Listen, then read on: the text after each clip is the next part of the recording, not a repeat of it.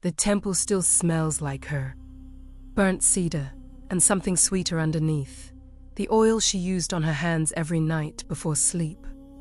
I should have known the first time I noticed that smell. Predators groom their environment. I taught that to every woman who ever came through my doors. I taught it. And then I forgot it entirely. By the time I understood what Sable was, Ree couldn't move her left hand. The ritual seal was already pulsing inside the east pillar. And 47 names, women I had pulled from the wreckage of their lives and hidden somewhere safe, were written in a stranger's handwriting on a list I found in a dead girl's pocket. 6 of those names were crossed out. What does it mean when the monster you missed was the one weeping at your feet? What happens to a woman who has survived everything, every god, every war? Every man who thought he could own her, when the thing that finally breaks her looks exactly like what she used to be. And what do you become when you finally see the truth and realize you saw it weeks ago and chose not to look? I have watched empires end. I have watched mothers bury children and children bury mothers, and the whole architecture of human love collapse under the weight of a single lie. I thought I was beyond being surprised by what people hide behind their wounds. Sable taught me I was wrong. And she taught me something else too, something I am still not sure I can say out loud. She was good at this because I showed her how. If this story pulled you in, like the video and follow Medusa's Memories. Tell us, what state are you listening from? She arrived on a Tuesday, which meant nothing. Days of the week are a human invention and I have never trusted them. But I remember it was Tuesday because the olives were being pressed in the lower courtyard and the whole hill smelled like green and iron. That cold mineral smell that rises when something is crushed before it's ready. Sable walked through the gate carrying nothing. That was the first thing. Women who flee bring something, a bundle, a child, a single object they couldn't leave behind. The hands of the hunted are always full. Hers were empty and perfectly still at her sides. I was told you take in women, she said. Her voice was flat, not afraid, controlled. There is a difference, and I have had 3,000 years to learn it. Who told you? I asked. A woman in the valley. She said she came here once, and you kept her safe. Her eyes didn't move when she said it. Most people's eyes move toward the memory when they invent a detail. Hers stayed on my face with a steadiness that was either trauma or training. I noted it. I filed it, and then reappeared at my shoulder and said, "She's bleeding through her sleeve, and something in me, the old thing. The thing that remembers what it felt like to be powerless and marked and left at the mercy of whoever arrived first. Chose the wound over the warning. The blood was real. I want to be clear about that.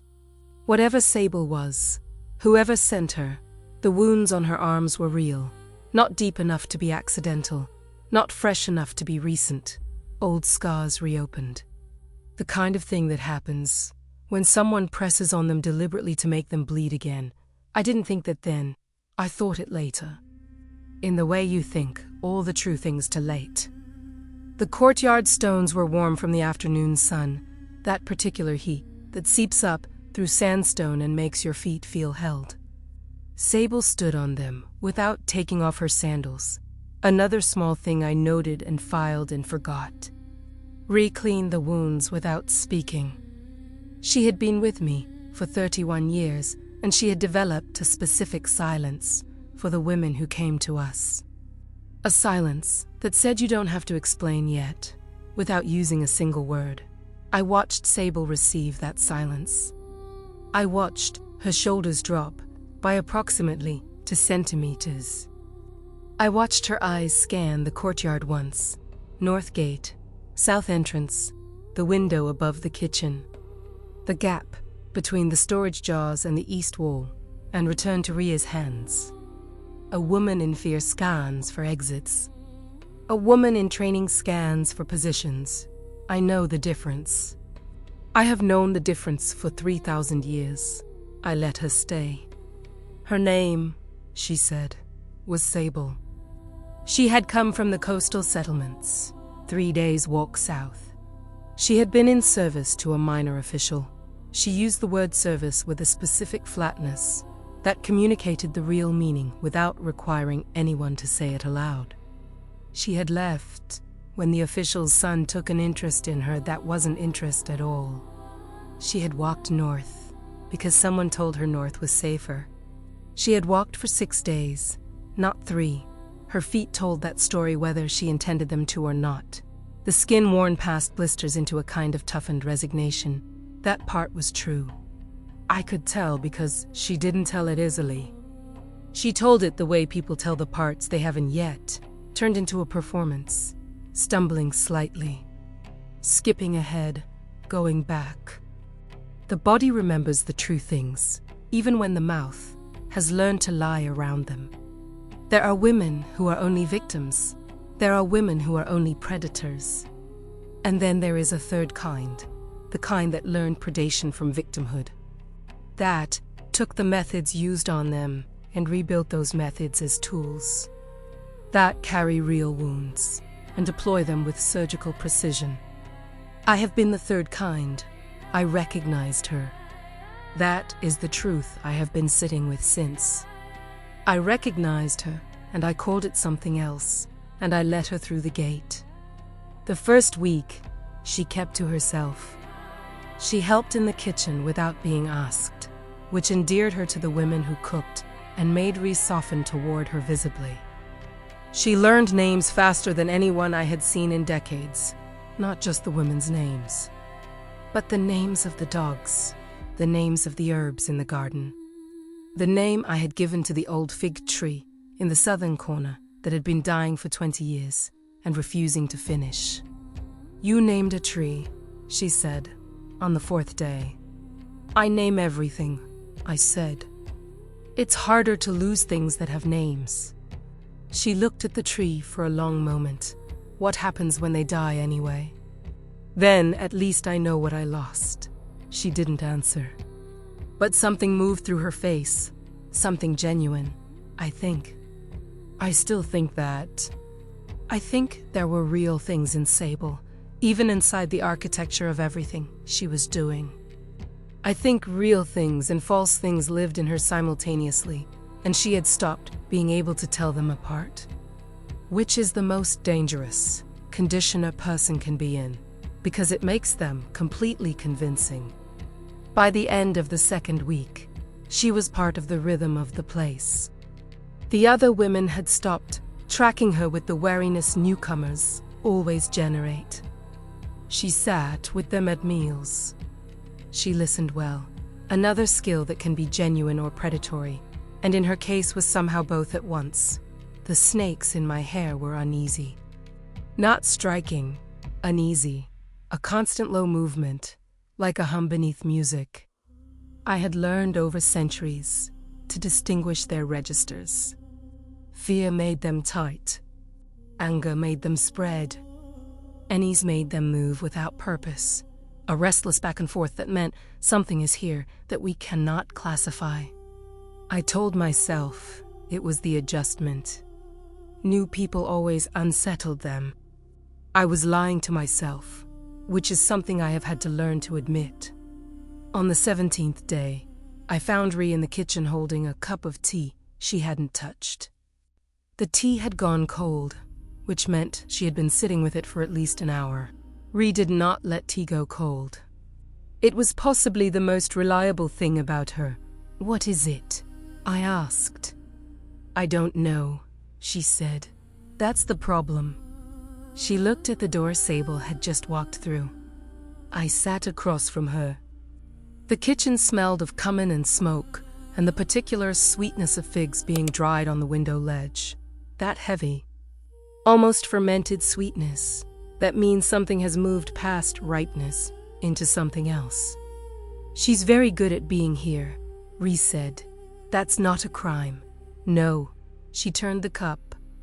But it's a skill, and skills are learned somewhere. The snakes tightened briefly against my skull. One of them, the oldest. The one I have never named because some things should not be made easier to lose, pressed its head flat against my ear, in a gesture I associated with warning. I reached up and stroked it. "I know," I said, very quietly. Ree heard me. She put the cup down. "Medusa." "I know," I said again. "Then why?" "Because I might be wrong." I stood. "And if I'm wrong? She's a girl who walked 6 days on ruined feet, with real blood on her arms, and she deserves better than my suspicion." Ree was quiet for a long moment. "And if you're not wrong?" I didn't answer. I walked out of the kitchen into the late afternoon light, which was amber and long and made everything look like it was being preserved in something. The snakes moved against my scalp. I kept walking. I was in the east corridor, the old part of the temple, where the stone is rougher and the air stays cold regardless of season. That particular chill that belongs to enclosed spaces and accumulated time. I was there because one of the pillar carvings had been bothering me for a decade, and I had finally decided to look at it properly. I found the object before I found the carving. It was pressed into a gap in the base of the east pillar, barely visible, a disc of dark clay, about the size of a palm, pressed with a seal I recognized from a long way back. A tracking seal, not crude, sophisticated. The kind made by someone trained in the older binding traditions. The ones that predate the temples and belong to the priests who built them. Activate it with the right words and the right blood. And anyone holding the corresponding disc could locate the source within a radius of 10 miles, the source being the pillar. The pillar being the heart of the temple's structural protection. The seal was already active. A faint warmth came off it, steady, like a pulse. It had been pressed there recently. The clay at its edges was still holding the impression of the fingers that placed it. Small hands, fine bones. The snakes went completely still. In 30 centuries, I have learned that complete stillness in them means one thing. They have already decided, and they are waiting for me to catch up. I pressed the disc back into the gap. I did not remove it yet. Removing it incorrectly would accelerate the signal, a failsafe, for exactly the scenario of discovery. I walked back through the corridor. The stone floor was cold through my sandals, cold and slightly uneven, the ancient kind of uneven that comes from centuries of feet wearing paths in specific directions. I walked to the courtyard. Sable was there, helping a young woman named Petra braid rope from dried reeds, a completely ordinary task she was performing with completely ordinary ease. She looked up when I appeared. For exactly one moment, something crossed her face. Not guilt, recognition. She recognized that I had found something, and in that recognition, the architecture of everything she had built in 19 days flickered, just once, just for a fraction of a second, and I saw underneath it. Then she smiled. Medusa. Petra was just asking me about the fig tree. "What about it?" I said. "Whether it's going to make it." I looked at her for a long time. "Hard to say," I said. "Some things survive longer than they should. Some things don't survive long enough." She held my gaze without difficulty. "That's true of most things." The rope in her hands was tightly wound. Her knuckles were white against the reeds. Her voice had not changed by a single frequency. She was very, very good. The sacerdotes would arrive in for days. The seal was pulsing in the east pillar. And I had 19 days of warmth between us that I would now have to decide what to do with. What would Medusa do? That is always the question. And the answer is never simple, Because what Medusa does is live with the consequences of her choices long after everyone else has stopped having to. I confronted her that night. Not in anger. I have learned that anger is a luxury for people who don't have to live with the aftermath. I confronted her the way you confront water that has begun seeping through a foundation, quietly, carefully, looking for the source, before you decide what can be saved. I found her at the south window after the others had gone to sleep. The night air smelled of cooling stone and the distant salt of the sea, that particular combination that only exists in the hours between midnight and the first birds. When the world contracts to exactly what is immediately present, she was awake. I don't think she ever fully slept. I found the seal, I said. She didn't turn around immediately. When she did, her face was composed, not blank, composed. There is a difference. Blank is the absence of expression. Composed is expression that has been selected and arranged. I don't know what that is, she said. Yes, you do. A pause. The candle on the windowsill threw a thin, warm light that made the shadows on her face shift when she breathed. Her hands were loose at her sides. That deliberate looseness that takes practice. I found something in the east corridor, she said. Something that had been left there before I arrived. I moved it because I thought it might be dangerous, and I didn't know what it was. Technically accurate. Positioned to be technically accurate. The hands of someone who has learned that the best lies are the ones that are built entirely from true things, assembled in the wrong order. Show me your hands, I said. She held them out. Clean. No clay under the nails. She had cleaned them. But the index finger of her right hand had a slight redness at the tip.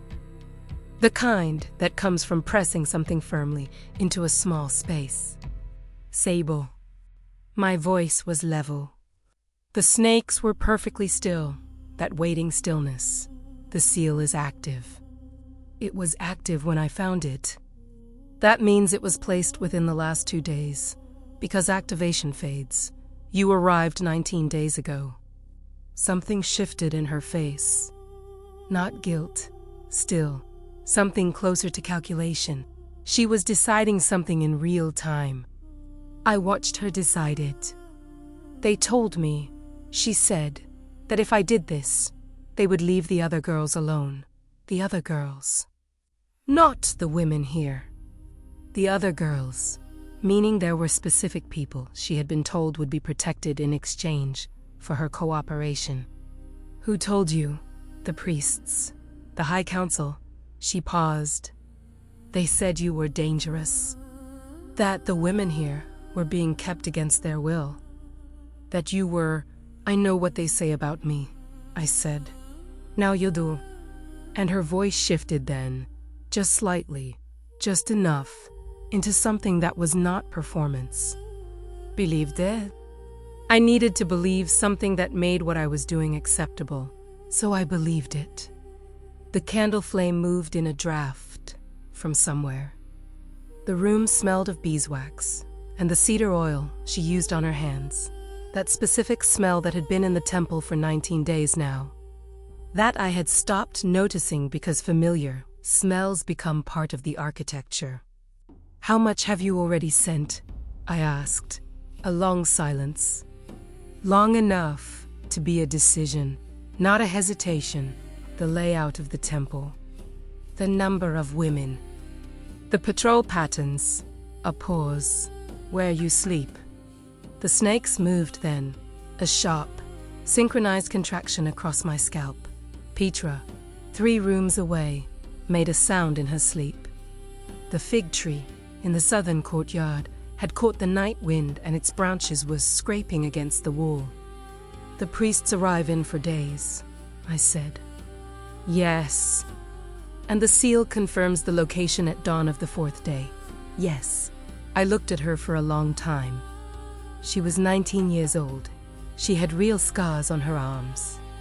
She had walked 6 days on ruined feet. None of those things changed what she had done. and none of them changed what she was still capable of doing. And I held all of it at once the way I have learned to hold the true complexity of people, without resolving it into something simpler, because simple is almost always wrong. "You're going to help me remove the seal," I said. She blinked. That was genuine. The blink was the first entirely unmanaged response she had given me. "Why would I? Because if you don't, 40 women die. And I think that's still something you care about, even inside everything else you are." She looked at her hands, the redness on her fingertip. "You don't know what they'll do to me if I help you." "No," I said. "I don't. But I know what happens to you if you don't, and I'm standing right here." The next morning, Ree did not come to breakfast. I found her in her room, sitting on the edge of her sleeping mat, with a focused, careful expression on her face that I recognized as the look of a person trying to determine whether what their body is doing is significant. She was pressing the fingers of her left hand together, one at a time, testing them. The smallest of fingers weren't responding correctly. "When did this start?" I said. "Yesterday." She tested the fingers again. I thought it was the cold. "My hands get stiff in the cold." "It's not cold," I said. "It's the middle of summer." She looked up at me. 31 years. She knew what my face looked like when I already knew the answer. "What is it?" I sat beside her. The mat was worn smooth from years of use, that particular softness that belongs to objects that have been lived with a long time. I took her hand in both of mine. The two affected fingers were slightly cooler than the others, a differential that meant circulation, not cold, not fatigue. "I need you to tell me everything you've eaten in the last 3 days," I said. "Everything you've drunk. Everything that tasted different from how it should." She was quiet for a moment. "The evening tea, 2 nights ago. I thought I'd oversteeped it. It tasted thicker, slightly bitter underneath. 2 nights ago, day 17. 3 days of exposure. The herb I was thinking of had a 5-day window. After the 5th day of exposure, the paralysis became permanent. Some peripheral nerves could be saved with the counter-treatment if it was administered within 48 hours of identifying the compound. Ree had been sitting alone with this for 24 of those 48 hours. "Can you walk?" I said. "Yes." She tested it by standing. Her left leg moved with a slight delay, like a word translated from one language into another before it could be spoken. "It's mild still. It won't stay mild." I stood with her, one hand under her arm. "Ree, I need you to hear me clearly. Someone in this temple put something in your tea. The paralysis will become permanent on day 5. Today is day 3. She absorbed this with the stillness of someone who has learned over decades that absorbing information completely is the only way to act on it usefully. "Sable," she said. "Not a question." "Yes, you knew. Also not a question." "I knew something. Not this." She looked at the window. Outside, the morning was beginning. That thin, cautious early light that doesn't commit to anything yet. "What do we need?" Silphium rote and white clay, made into a poultice and taken internally twice a day for 2 days. "We have silphium in the East Garden." I paused. "We also need the name of the compound," she used, because without knowing the specific preparation, I'm guessing at the antidote. And I might be guessing wrong. Ree turned to look at me. Her left hand was at her side, the 2 fingers slightly separate from the others. "Then go ask her."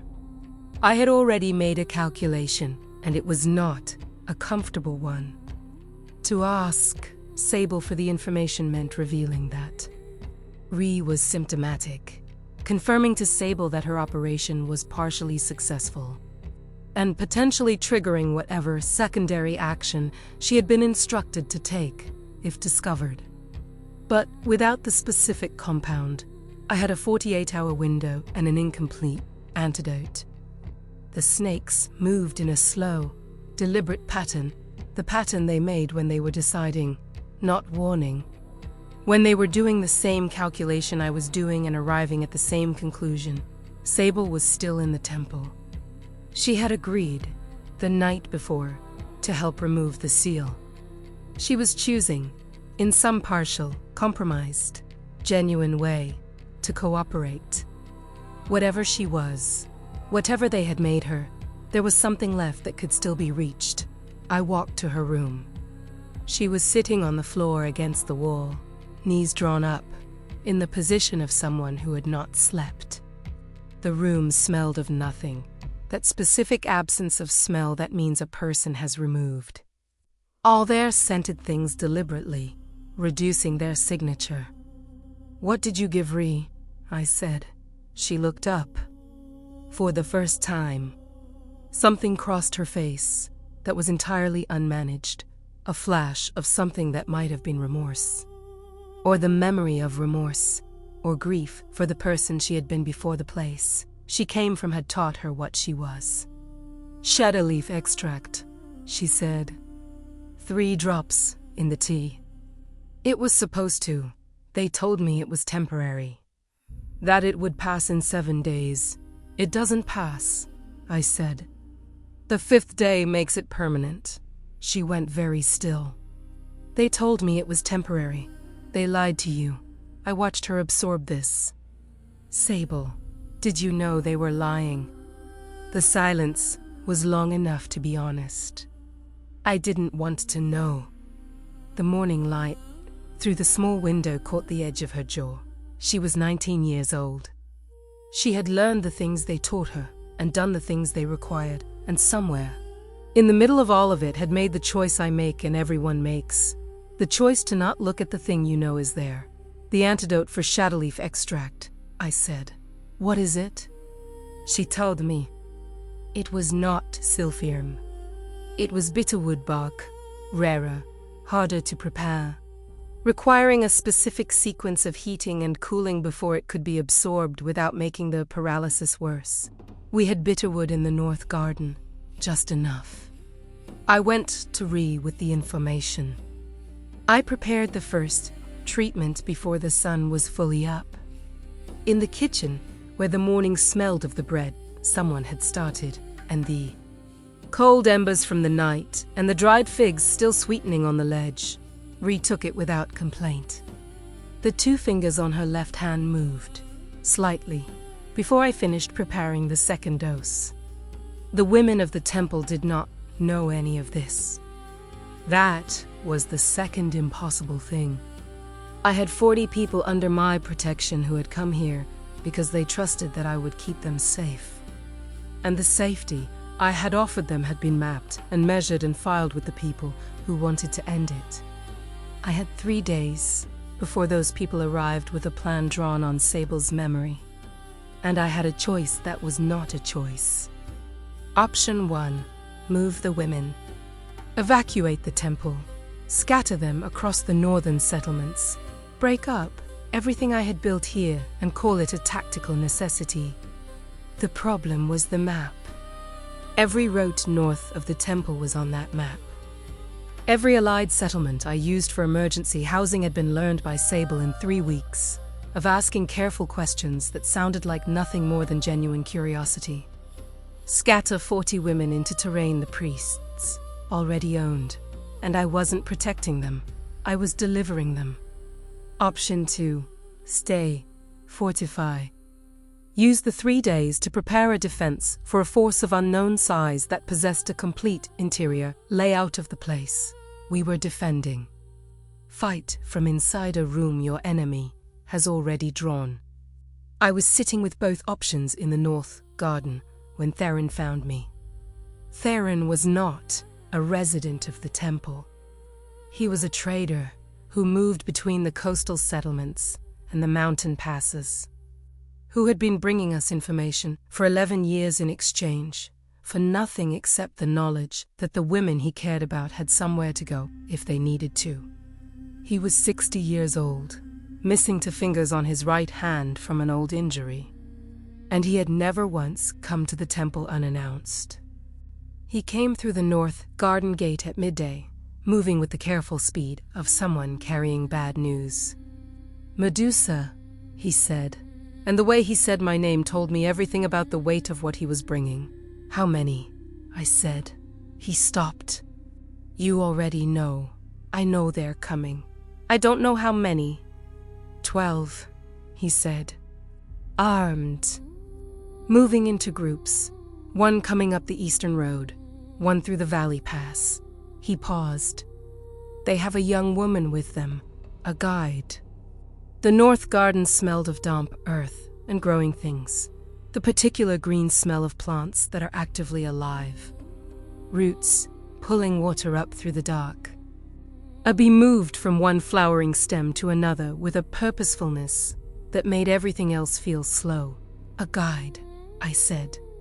"She knows the routes. She's been pointing out landmarks, correcting their direction. She knows this territory from the inside." The snakes went very still. Sable had sent a guide along with the maps. Of course she had. Sending maps and sending someone who had walked every path herself were 2 different orders of magnitude of advantage. Or the guide was not Sable, was someone Sable had instructed before she came here. Was the second layer of a plan with more architecture than I had credited. "Thank you," I said to Theron. "Leave now. Don't come back until you hear from me." He looked at me with the particular expression of a person who has been in proximity to serious things long enough to recognize them. "Is there anything?" "No," I said. "Go." He went.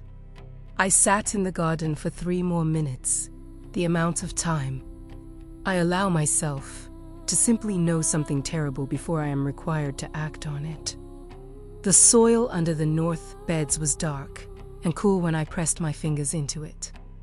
That irreducible realness of earth. It doesn't care what's happening above it.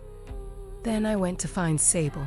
She was in the room she'd been given, sitting on the floor in the same position as the morning. She had not moved much. I thought about what it would be like to be 19 and sitting with the full knowledge of what you had done and what it was going to cost. And I found I could think about it without much difficulty, because I had sat in rooms like that myself. "There's a guide," I said. She looked up. "I know. You sent her. Before I came here." "Before." She stopped. I didn't know I would change my mind about anything. I didn't expect to change my mind about anything. "Did you change your mind?" I said. "Or did you get caught?" She held my gaze. "Both," she said. "In that order." I sat across from her on the floor, which was cold through the thin mat, and smelled of the cedar oil she kept in a small bottle near the wall. The cedar that had become part of the temple's smell over 19 days, that I had stopped noticing. "I need to know the guide's name," I said. "And I need to know every deviation from those maps, that she might know. Every row you didn't include because you hadn't confirmed it yet. Every place on this property that you discovered and then decided not to report." Sable blinked. "Why would I not?" "Because something in you held something back," I said. "Because you took 3 weeks to place a seal that should have taken 3 days. Because you learned the name of a dying fig tree." I paused. "You kept something. I need to know what." The silence between us was different from the other silences. It had weight to it, the weight of something being decided honestly.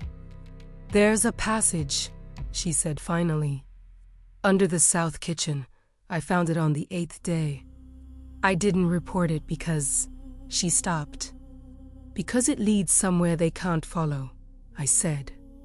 "Yes, the passage under the south kitchen. I knew it.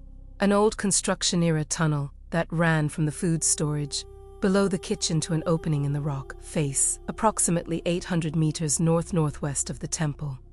I hadn't used it in decades, because the opening had become overgrown and the interior was damp and narrow. 40 women could move through it in darkness, single file, and emerge on the far side of the rocky ridge that would put them outside the perimeter of every map the priests now held. It was the one route that wasn't on any map, because Sable had found it and not told them. The snakes moved in a slow wave across my scalp, not warning, not calculation. Something closer to grief, which is the thing they do when they recognize that a situation has more true complexity in it than I can comfortably hold. Ree walked into the room. She was moving more steadily than she had that morning. The bitterwood treatment was working. The left hand responding almost normally now. But she had an expression I had seen on her face only a few times in 31 years. The expression she wore when something had already happened that she was about to tell me I was too late to stop. She held out a small clay disc. Different from the tracking seal, smaller, darker, with a different seal impression. "I found it in the kitchen," she said. "Inside the bitterwood jar. Pressed into the base, a message disc. Not a tracking seal, a confirmation disc. The kind used by the priests to confirm that a contact was active and operational. When the tracking seal had been removed, it hadn't just broken the location signal. It had triggered the confirmation disc to activate, sending a pulse to the corresponding receiver, confirming that the location seal had been tampered with, confirming to anyone who understood the system that the contact had been discovered. The priests hadn't needed Sable's cooperation to know she'd been compromised. They'd built it into the system. They weren't arriving in 3 days because they had a location. They were arriving in 3 days because they already knew we'd found the seal, which meant they had adjusted their timeline, moved it up. "When does this disc confirm?" I said to Sable. She stared at the disc in Ria's hand. Something moved through her face. The architecture of what she'd built over 19 days cracking along a seam she hadn't known was there. "It already confirmed," she said. As soon as the tracking seal went cold, she paused. "Medusa, they're not 3 days out. How long?" She looked at me with something completely honest in her face, the most honest thing she had given me in 19 days. "The disc activates 12 hours before arrival," she said. "For last-minute confirmation that the contact is..." She stopped. "It activated at dawn." Dawn, 6 hours ago. The priests were arriving at dusk. I moved through the temple in the order of what couldn't wait. First, Ree. She went through the women's quarters in 15 minutes. Using the particular tone of voice she had developed over 31 years of. Precisely this, the tone that communicated seriousness without panic, that said follow me, and move quietly without needing to explain why. 40 women who had come here because their survival instincts were better than average understood that tone immediately. They moved. Second, the tunnel. I went down first, alone, with a torch and 12 minutes to confirm it was passable. The south kitchen's stone floor had a seam in it, barely visible, requiring knowledge of exactly where to press to release the latch. The passage below was damp and low-ceilinged and smelled of mineral water, and old stone and the accumulated dark of a space that had not been breathed in for a very long time. The walls were close enough that a person with wide shoulders would have to turn sideways in places, but it was intact. It ran north-northwest exactly as I remembered, 800 meters. I came back up. Single file, I said to Ree, children in the middle. Anyone with injuries directly behind me. No torches past the first bend. The opening at the other end can be seen from the eastern road, and we cannot have light visible. Third, Sable. I found her in the doorway of her room, watching the preparations with an expression I did not have an easy name for. Not guilt, she was past guilt.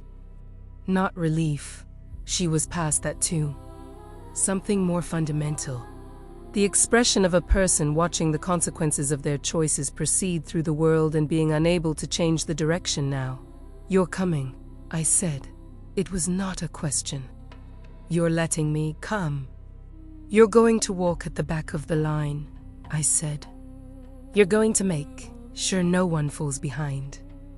And when we reach the other side, you and I are going to have a conversation about what happens next. I paused, but yes. You're coming. Something moved through her face. She nodded once. We were 13 minutes from full readiness when the east gate opened. I heard it before I understood it, a sound I associated with the temple's normal rhythms that was happening at the wrong time and at the wrong speed. The east gate was heavy cedar reinforced with iron. It made a specific sound when it moved, a low scraping followed by the groan of the hinges. I had heard that sound thousands of times. I knew when it was Theron, when it was a supply delivery, when it was someone arriving in distress. This was none of those. I came out of the south corridor into the main courtyard at the same moment that 3 men came through the east gate.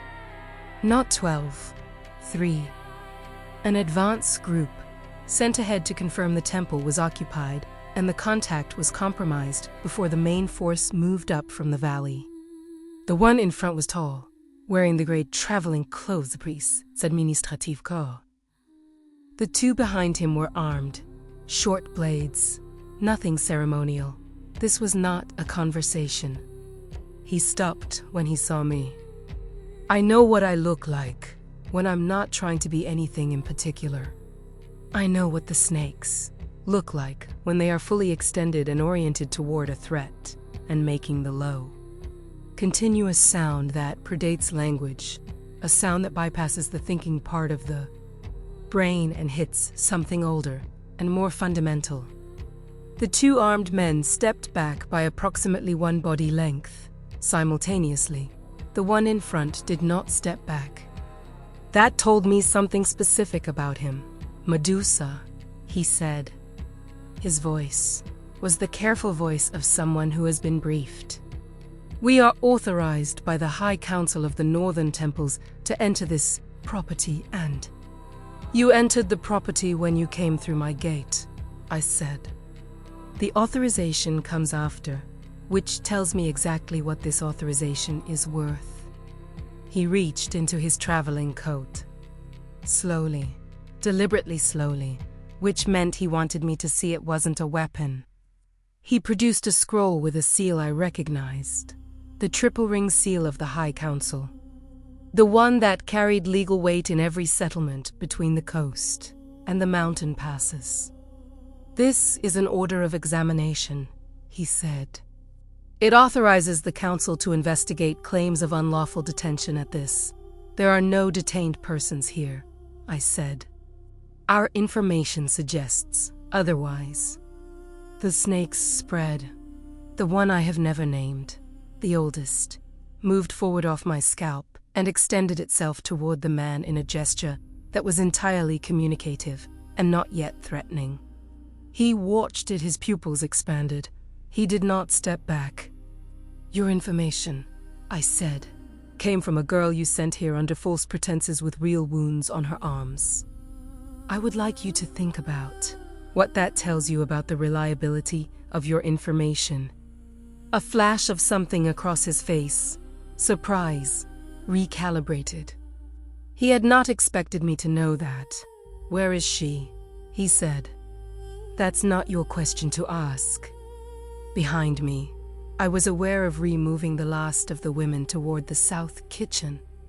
13 women, 11 women. 7. I could hear the count in the quality of the silence behind me, the way the courtyard sounds changed as people left it. He took a step forward. This document gives us the right to search these premises. If you obstruct, if I obstruct. What? I said. He stopped. We were approximately 4 meters apart. The 2 men behind him had not moved. The scroll in his hand had the seal of the High Council and the legal weight of every institution he represented, and precisely 0 power over the physics of what I was.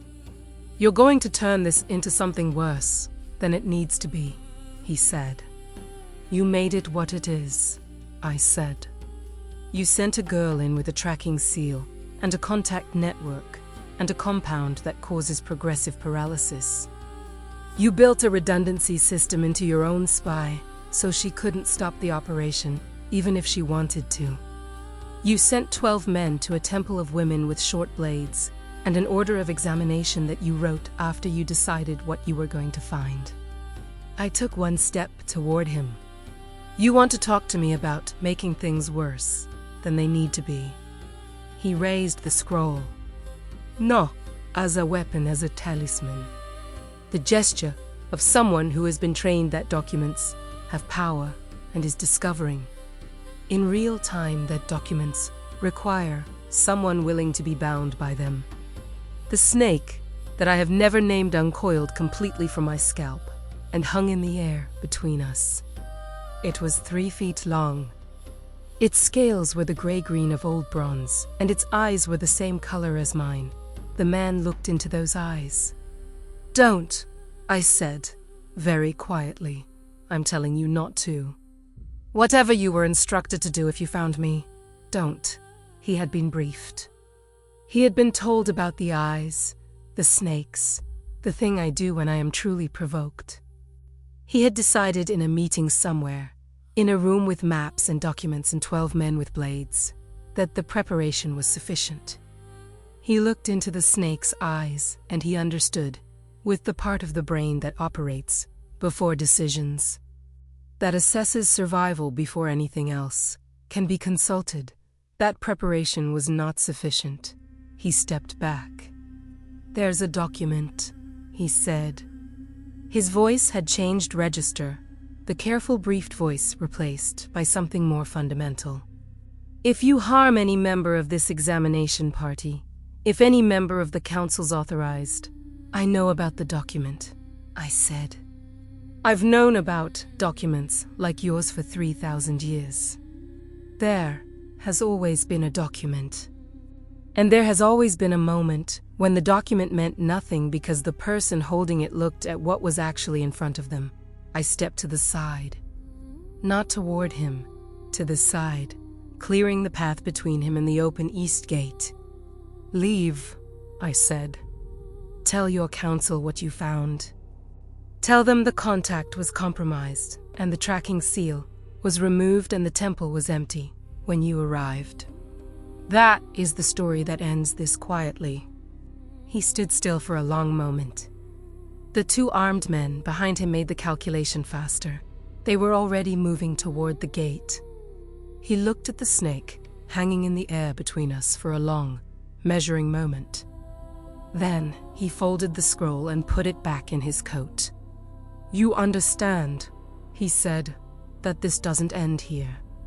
I know, I said. It never ends here.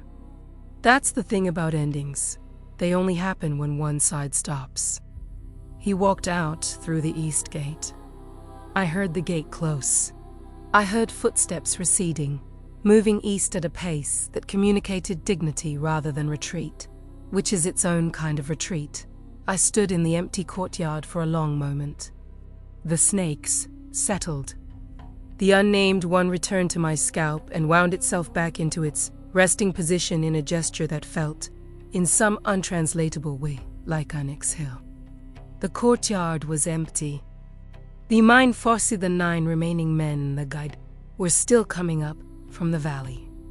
I had perhaps 40 minutes before they reached the gate. 40 minutes, and a tunnel and 40 women who were already moving. I turned and walked toward the south kitchen. When I got there, Sable was still at the back of the line, helping a woman with a child manage the narrow entrance. She looked up when I appeared. How many? She said, 3. the advance party. I took the torch from the wall. The rest are in the valley. The guide knows the tunnel entrance is in the rock face, she said. She doesn't know about the south kitchen access, but she find the rock face eventually. A pause. She was thorough. She was trained the same way I was. I looked at her for a long moment. The torch between us threw warm, unsteady light that made her look younger than 19. I know, I said. Medusa. Her voice was different. Stripped of the last layer of management. I'm sorry. I know that's not. Save it, I said, not unkindly. Tell it to me when we're on the other side. We went into the tunnel. The darkness was absolute past the first bend. As I had said, close stone pressing in from both sides. The smell of water and age. The sound of 40 pairs of feet, moving in careful sequence. A child near the middle made a small sound that was immediately hushed by its mother, with the automatic efficiency of parents who have learned silence as survival. The stone under my hands when I touched the walls was cold and slightly damp and absolutely real. 800 meters. In darkness, in silence. Moving 40 people through the one passage. The enemy didn't know. 3 of them slipped on the wet stone.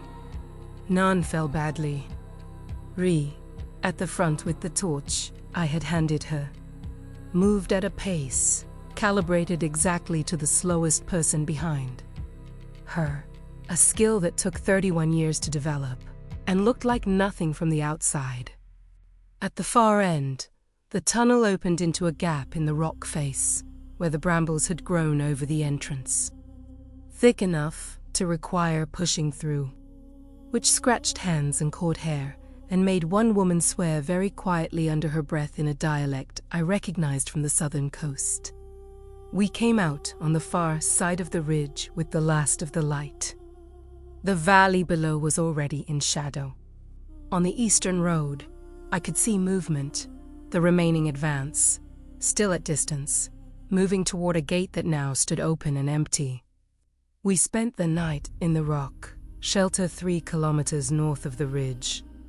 It was cold, the particular cold of high ground after a summer day, when the heat releases fast, and the stone gives back nothing. The women distributed themselves against the rock, faces the way people do when they have learned to conserve warmth without being taught. Close together, the children inside, the ones who ran warm at the outside, a competency born from necessity. I had seen it in every era, in every crisis, the way humans organize care when there is no other resource. I sat at the entrance of the shelter, watching the valley below. The temple was visible in the distance, the torches of the priests, main party moving through the exterior. Methodical, systematic. They were doing the search they had come to do, finding nothing except the evidence of organized departure. Cold hearths, cleared, sleeping quarters. The south kitchen floor seemed that they would eventually find and follow. Let them find it. Ileri. 800 meters north-northwest of the ridge, and here was a cold rock shelter where 40 women had slept and were gone before dawn. We would not stay until dawn. Ree sat beside me at the entrance, her left hand resting in her lap, with all 5 fingers moving now, slowly, testing. The bitterwood treatment, to doses in, was working completely. She would have full use by morning. Where are we going? She said. I'm still deciding. You know the answer, she said. You've known since the tunnel. She was right. I had known since the tunnel. When I had walked behind 40 women through 800 meters of darkness and counted them and named them. The way I name everything, because it's harder to lose things that have names, and understood that the place I had been keeping them safe was no longer the place that kept them safe. The temple was a location. The women were not a location. The northern settlements won't work, I said. The priests have names. Sable. I know, she said. Sable was sitting 12 feet away, against the inner wall of the shelter, not sleeping. She had been sitting in that position for 3 hours. I was aware of her the way you are aware of a wound that has been cleaned and dressed, and is now in the process of either healing or infecting, and you don't know yet which. Medusa, Rhys said.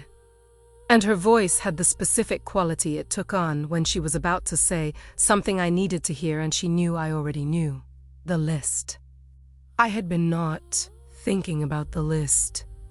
This is a specific skill I have developed over 3,000 years. The capacity to not think about a thing I know I need to. Think about until I have the space to think about it completely, rather than in pieces. The list required complete thinking. I know, I said. If 47 names, I know. She went quiet. The valley below was now bright with torches. They had brought more than 12. Which meant the advance party's report had generated reinforcement. Which meant the 7-day window I had been calculating was now optimistic. The declaration of hostile status could be issued within 48 hours if the council found the confrontation sufficient. And the man I had faced in the courtyard, the one who had not stepped back, who had stood in the presence of the snake and not run, was going to give a report that made the confrontation sound sufficient. 47 names, 6 crossed out. I had been building sanctuaries for 3,000 years. Idler that Chimi. To make them in the margins of the world's attention, in the places that official power didn't look. In the gaps between jurisdictions, in the land that nobody wanted. 6 names were crossed out. 6 sanctuaries had been found. This was not the priests of the northern temples moving against one location. This was a coordinated campaign against every place I had ever built. Sable was not a scout for this temple. Sable was one contact in a network that had been active long enough to find and destroy 6 locations before reaching this one. I had been not thinking about this because thinking about it required accepting that the scale of what I was facing was not a local problem, was not a temple problem, was a 3,000 years of accumulated enemies problem that had, at some point I could not identify, achieved the critical mass of organization required to come for everything at once. I stood. Looked up. I need to talk to Sable, I said. I crossed the 12 feet to where she was sitting. The rock beneath my feet was cold and slightly uneven. The shelter smelled of stone and breath, and the faint, residual cedar oil that seemed to have become permanent in the fabric of whatever Sable wore. I sat across from her. The list, I said. She looked at me. No performance left in her face. Whatever she had built over 19 days was gone. Stripped by exhaustion and cold and the particular work of sitting with what you've done. I didn't make the list, she said. It was given to me. As proof of, they wanted me to understand the scope. To understand that the operation I was part of was larger than one temple. Who made it? Someone higher than the priests I dealt with. She paused.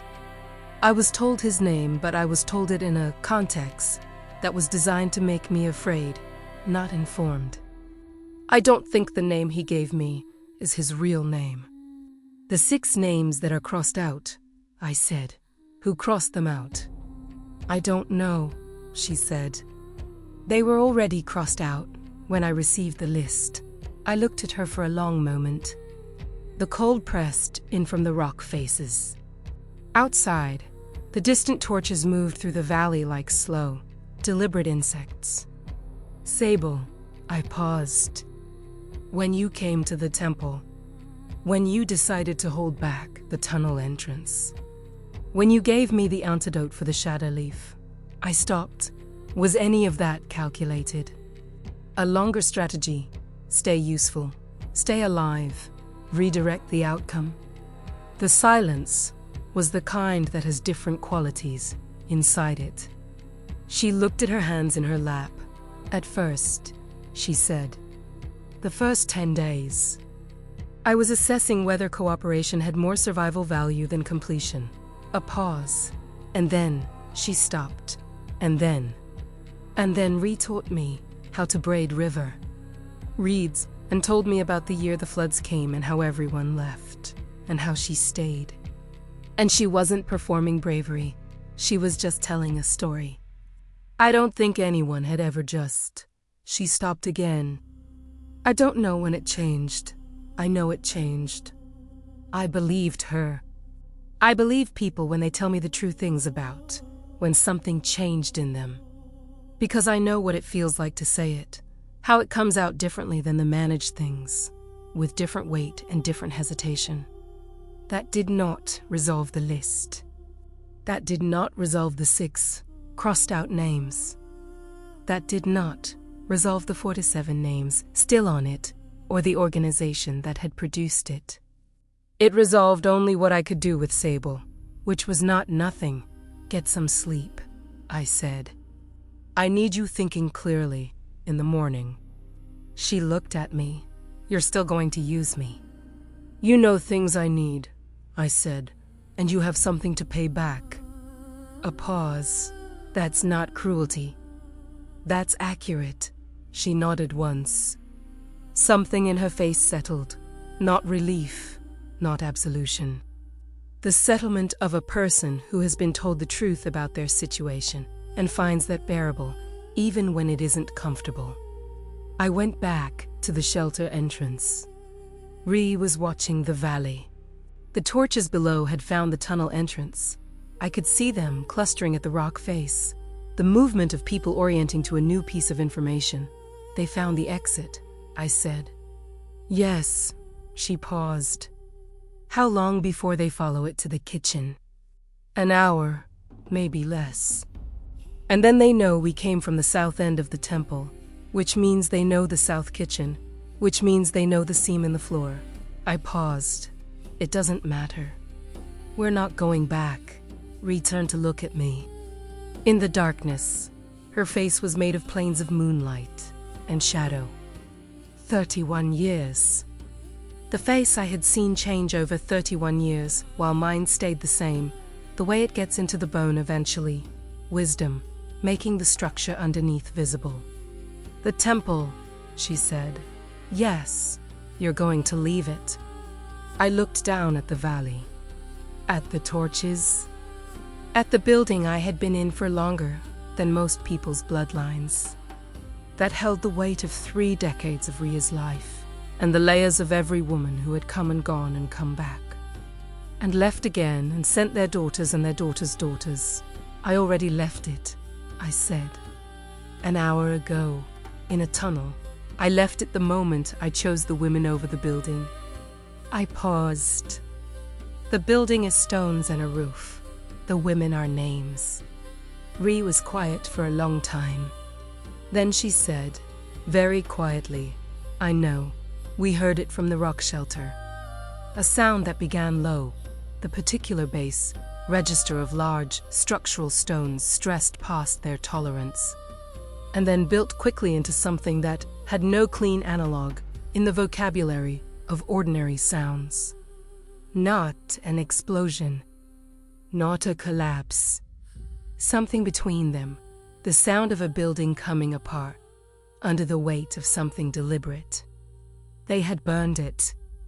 The temple I had built and rebuilt again was burning in the valley below. The smoke rose straight up in the still morning air, pale at the edges and dark at the heart. It smelled of burning cedar and stone dust and the particular compound that old buildings make when they burn, accumulated years of habitation, all of it converting to ash and heat. The women watched from the shelter entrance. Some of them had lived there for years. Some of them had arrived 3 months ago, 6 months ago, a year ago, with nothing, and had built something in those rooms that was not nothing anymore. I watched them watch it burn, and I kept very still, because the only thing worse than what they were experiencing would be having to manage my reaction alongside it. Petra, who had been braiding rope with Sable 3 days before, put her hand against the rock wall beside her and pressed her forehead to the back of her hand and made no sound at all. That silence was the most significant loss of the day. Not the building, the silence of someone who has learned not to make sounds when things are taken from them. I had been trying to undo that, learning for 3,000 years. And the people who built temples like the one burning below had been reinforcing it for longer. We walked north for 2 days. Not running, walking, at the pace of the slowest among us. I had learned over 3,000 years that running communicates panic, and panic is contagious, and contagious panic gets people hurt in ways that have nothing to do with the original threat. We walked, we rested, we ate what we had brought and what Theron, who had received my message and met us at the second road crossing with a cart and supplies and the expression of a man who had been waiting to be useful, provided. He didn't ask about the smoke on the horizon. He had seen smoke on horizons before. The women moved with the specific quality of people who are carrying something they have not yet processed. Not grief. Grief would come later. In the individual way grief always comes. This was something larger and less personal, the feeling of a world having been reconfigured. The brain still running its calculations on a map that no longer matches the territory. I walked at the back of the group. Sable walked beside me. We had not spoken much since the shelter. There was a kind of communication that had developed between us that was less speech and more orientation. The way to people who have been through the same thing sometimes stop, needing to explain themselves to each other, even when there is still enormous, unresolved space between them. On the second afternoon, she said, "You're not angry at me." "No," I said, "you should be." "Anger is an assessment," I said. "I've completed my assessment. Anger doesn't add anything to it." She walked for a while in silence. The road here was packed earth, dry in the summer heat, and our feet made a sound against it that was slightly different from the sound of the road farther south, a lighter, drier impact, the sound of ground that hasn't had enough water. The hills on either side were the particular gold of late summer, when the grasses have given up on green and are waiting for autumn to make them something else. "You knew," she said, "from the first day, not what, not how." I paused. "Something, and you let it go." "Yes, because you saw yourself." I considered how to answer this. The sun was at an angle that made the gold of the hills into something almost metallic. That late afternoon quality that makes ordinary landscape look like it has been considered rather than simply existing. "I saw someone who had learned to use what was done to her," I said. "Yes, I recognized the shape of it." I paused.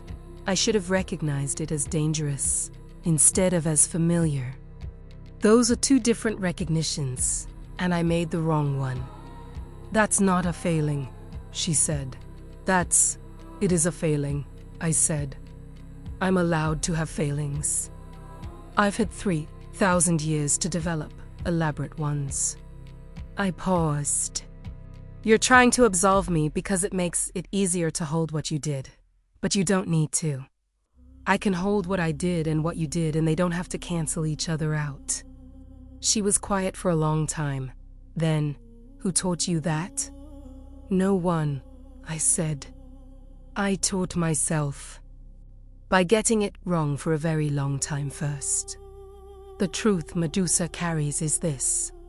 Every woman who has ever come to a place, like the temple has also been Sable, every woman who has ever learned to weaponize her own damage, has done so because the damage was real and the weapons were available.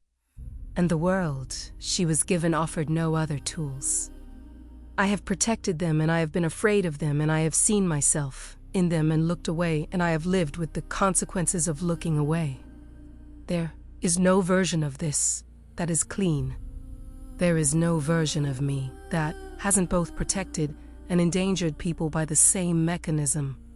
The capacity to see yourself in someone is also the capacity to let them past your defenses. And those two things are not separate capacities. They are one. I do not forgive myself for Ria's fingers going cold. I do not forgive myself for the silence of Petra's forehead pressed against the rock wall. I carry those. I add them to the other things I carry. I keep walking. We arrived at the Northern Way station at dusk, on the second day. It was a settlement I had not used in 11 years, far enough from the council's jurisdictions to be genuinely unknown to them, old enough to have its own stable relationships with the surrounding communities, built from stone that was older than most of the institutions currently trying to map it. Organized the arrival. She had been organizing arrivals for 31 years, and she did it with the same specific silence she used for everything. The silence that said you're here now, without requiring explanation. Women were given rooms. Children were fed. The woman who had sworn in the southern dialect found a windowsill and sat on it and looked out at nothing and was not disturbed. I sat in the outer courtyard as the light went. The sky to the south was still, in the far distance. Slightly discolored, not smoke anymore, just the residual haze of a large fire's aftermath, a smudge on the horizon. The temple, unbuilding itself one cooling hour at a time, Sable came and sat across from me. She had the second document in her hands, the list of 12 names, the network map. She had been holding it since I had found it in her coat. She held it with the specific, careful grip of someone who understands. They are holding something that belongs to someone else and cannot figure out how to return it correctly. 23 years, I said. Yes, someone inside my network. I think so. She paused. The earliest entry, the healer, 3 valleys over. The schedule they have for her. No outsider could have compiled that. Someone who visited regularly, over years. I thought about the healer. She had been in my network for 30 years. I had referred women to her for 30 years. I had been to her settlement perhaps 12 times in those 30 years, sitting in her kitchen, which smelled of dried herbs and lanolin and the wood smoke of a fire that was always burning. Drinking the bitter, honest tea she made that tasted like an argument with winter. I had never once thought to wonder who she was watching me with. There's someone you trust completely, Sable said. Someone in the network's interior who has access to everything. Someone whose visits look like friendship. She paused. I'm not telling you something you don't know. No, I said. You're not. The sky was fully dark now. The stars over the northern hills were the kind that exist only at altitude. Away from settlement light, thick and old and completely indifferent to the various disasters proceeding below them. I have always found the indifference of stars more comforting than the engagement of gods. Rhea appeared at the courtyard entrance. She looked to me, then at Sable, then at Sable's hands. She crossed to us and sat. For a moment, the 3 of us were simply present with what was known, the burned temple. The list of 47 names, the 6 crossed out. The network map, assembled over 23 years. The name that was a false name. The organization with the scale and patience to build a 23-year intelligence. Operation against a 3,000-year-old woman who thought she had learned everything there was to learn about being betrayed. Rhea took the document from Sable's hands. She looked at it for a long moment. Then she looked at me. The fig tree, she said. What? You said you name things because it's harder to lose what has names. She held the document. Name this. Name what you're dealing with. Stop calling it the council. Stop calling it the priests. They're not. This is something older than what burned tonight. I looked at her. The thing I had been not naming. The thing that was 23 years old in written form and much older in organizational form. The thing that built its case slowly, in the margins, in the visits that looked like friendship. I knew the name. I had been not using it. Yes, I said. Something older. 3 days after we arrived at the Northern Way Station, a letter came for Ree. Not for me. For Ree, addressed in her name, in a handwriting she recognized, from a woman she had known before she came to the temple. A woman who had moved to a settlement on the eastern coast 12 years ago, and with whom Ree had exchanged letters twice a year for the last decade. She read it, standing in the doorway of the room they had given her. I watched her face while she read it. I know Ree's face, the way you know something after 31 years, the specific register of every expression, what it means when she goes still in one particular way versus another. The way she went still while reading that letter had a quality I had not seen before. She handed it to me when she was done. The letter was ordinary for the first 3 paragraphs. News from the Eastern settlement. A new grandchild, a difficult winter and a good spring. The second half of the 4th paragraph was also ordinary. But the 5th paragraph began with a sentence that made the entire letter retroactively strange. I was visited recently by a man asking questions about you. He said he was from the administrative offices and needed to confirm records. He knew your full name and the name of the temple and the name of the woman you serve. He was polite. He left when I had nothing useful to tell him. I thought you should know. He had known the name of the woman Ree served. That meant the person with the network map hadn't only been tracking locations and schedules, had been tracking relationships. Personal relationships, the kind that don't appear in official records. The kind that exist only in letters and in the particular warmth that develops between women who write to each other twice a year for a decade. The kind that tell you, if you want to reach someone, exactly who to use. Ria's friend had nothing useful to give him. But she had written this letter.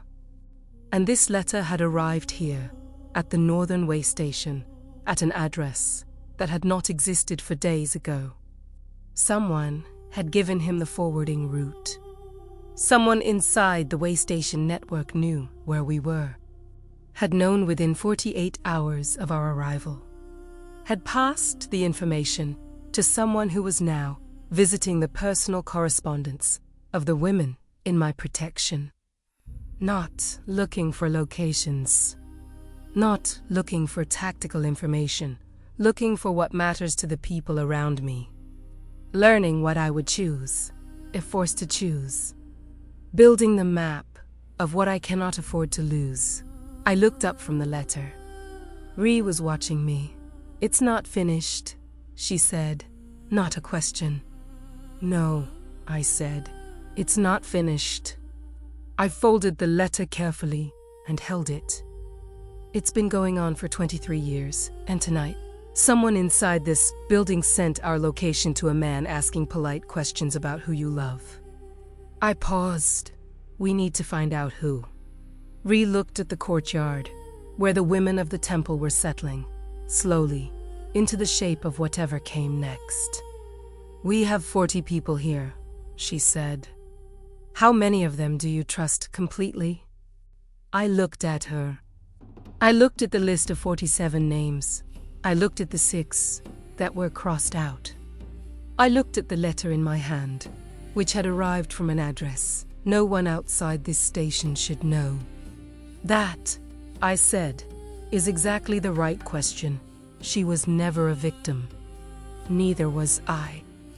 The question is what we do with what we built, from what was done to us, and whether we can live with the answer.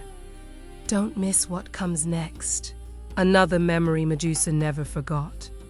If this story reached your heart, leave us a like and share it. What would you have done? And don't miss what comes next.